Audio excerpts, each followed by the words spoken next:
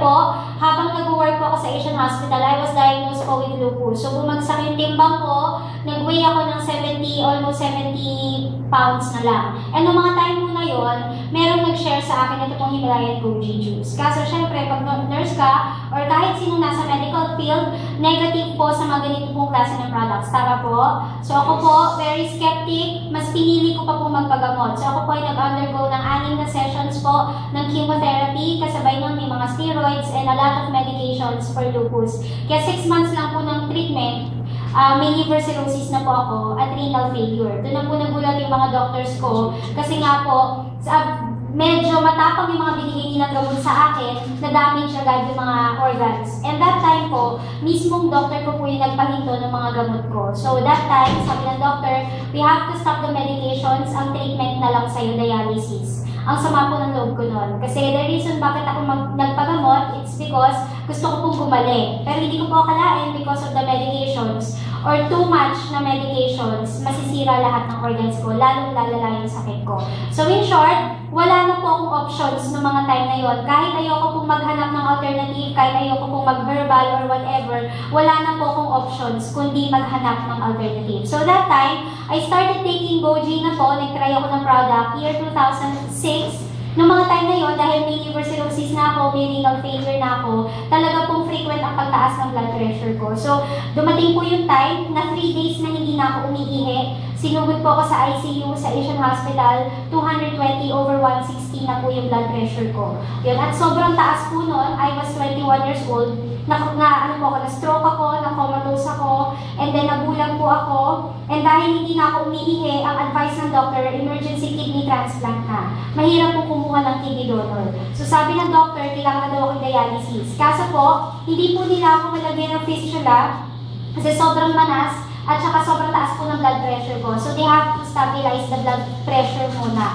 Kaso, sinaga nila akong gamutin. But the more they give me medications, yung mga diuretics, mga pampaihin, pagpababa ng blood pressure po, nakadrip po yun sa akin around the clock, lalo po akong lumulobo. So yung timbang ko po, upon admission is 40 kilos. After 3 days po, 84 kilos na po ako. So ganun na po ako kamanas. Hanggang sa na-discover na lang po ng doctor ko na hirap na akong huminga, punong-puno na pala ng tubig yung lungs ko, napuno ng tubig yung heart ko, hanggang sa nagkatubig po yung brains ko, doon na po give up yung doctor ko sa akin. Kasi every 10 minutes, nagsisizures na po ako. Tinaningan na po ako ng doctor ko 3 to 4 hours to live. Yun na po yung time na lumapit po yung parents ko kay Tito June. Humingi na po sila ng tulong kasi hindi na po namin kayang bayaran yung bills. Ang dami na pong ina-ask ng doctor ng procedures na hindi na namin kaya. And that time po, tinaningan na po ako 3 to 4 hours. Ang mama ko po, wala na po siyang ibang naisip ipainom sa akin nung time na yun, kundi ito pong Himalayan Goji Juice. So sa loob po mismo ng ICU, nag-sign ang mama ko ng waiver, nagpaalam siya sa doctor, nagpaalam po siya sa hospital. She immediately put 1 bottle of Himalayan Goji Juice po sa NGT ko po.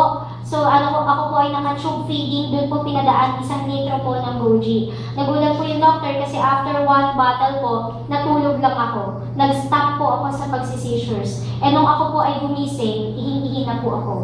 Yun, doon na po nag-start na mag-function yung kidneys ko. Sa loob po ng 1 oras, na dinidrain po ng nurse ko po yung aking catheter, 4 liters of urine po yung lumabas sa akin. Alam niyo ho, ang sarap po ng pakiramdam ko nung time na yon. Nagising ako, naging okay po yung pakiramdam ko. Gradually bumaba yung blood pressure ko, nag-normalize yung heartbeat ko. And less than 24 hours, pinalabas po ako ng ICU. And after 2 weeks po, nung bumalik ako sa doctor, nagulat siya, dala ko yung laboratories ko. Normal po yung creatinine ko, urea nitrogen. Yun, yung mga laboratories for the kidneys, yung liver function test, nag-normalize. Ayaw maniwala ng doktor ko, pinaulit ang laboratory. Ayaw maniwala, normal pa rin. Pina-CT scan pa po ako, pina-MRI pa po yung brains ko. Normal po talaga. So, mismong doctor ko po yung nagsabi na hindi na po kailangan magpa-dialysis. So, palakpakan po natin ang Goji.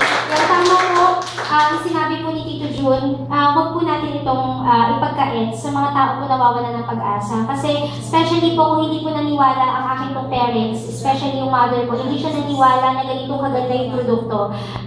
Malamang po ako po ay angel na. Yung talaga naniniwala kay angel ako. Ayun, pero alam niyo ho, i-share po natin ito, i-try po natin yung produkto kasi wala akong masama. Huwag po kayong matakot, maniwala po kayo sa produkto kasi ito po ay nagbibigay sa atin ng pag-asa, nagbibigay sa atin ng life.